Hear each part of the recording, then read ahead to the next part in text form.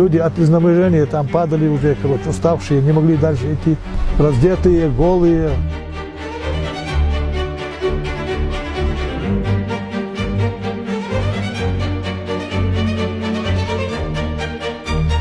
А самое главное, я думал, как побольше людей вытащить оттуда, вывести оттуда, спасти.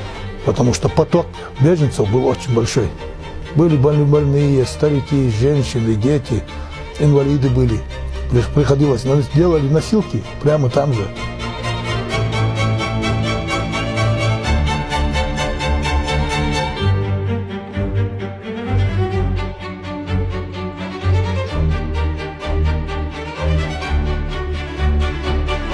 Ну, на третий день дождь пошел со снегом. И холод, и мороз, босиком люди шли по этому снегу.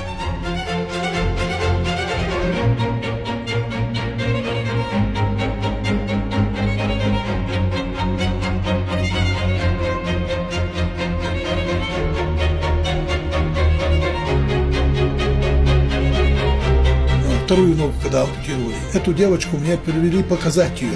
Вот я еще сказал, короче, чтобы такую тебя увидеть, живой и такой красивый, я бы еще бы раз прошел бы все эти испытания, которые я прошел, короче. Одного человека, чтобы спасти, да, можно всю жизнь отдать.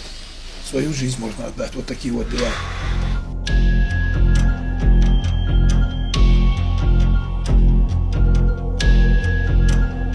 Вот до туда, короче, мы приводили людей, оттуда они на Уралах, короче, сажали их и увозили сюда, на равнину. Отсюда автобусы забирали. Я сказал, у меня в рюкзаке есть одежда для маленьких. Что вы раздетого ребенка несете, короче, по такому морозу? Он же застудится, короче, он же помрет. Они мне сказали, что ему ничего уже не нужно. Что этот ребенок полугодалый, и он умер. Вот они его на руках несли, этого ребенка, два парня.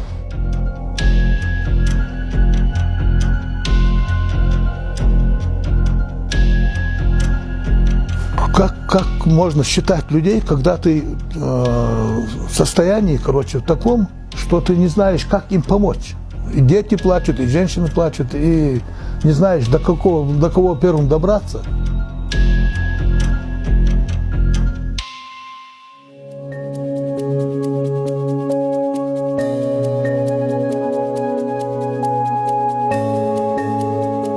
Кто за то, чтобы присвоить звание почетный гражданин города Сунжи Ташкова?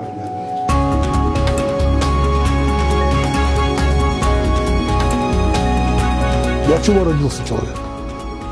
Чтобы жить, чтобы созидать, чтобы быть человеком. Вот, чтобы помогать людям. Мужчина, он для этого и создан, короче. Чтобы кому-то что-то помогать, делать добро.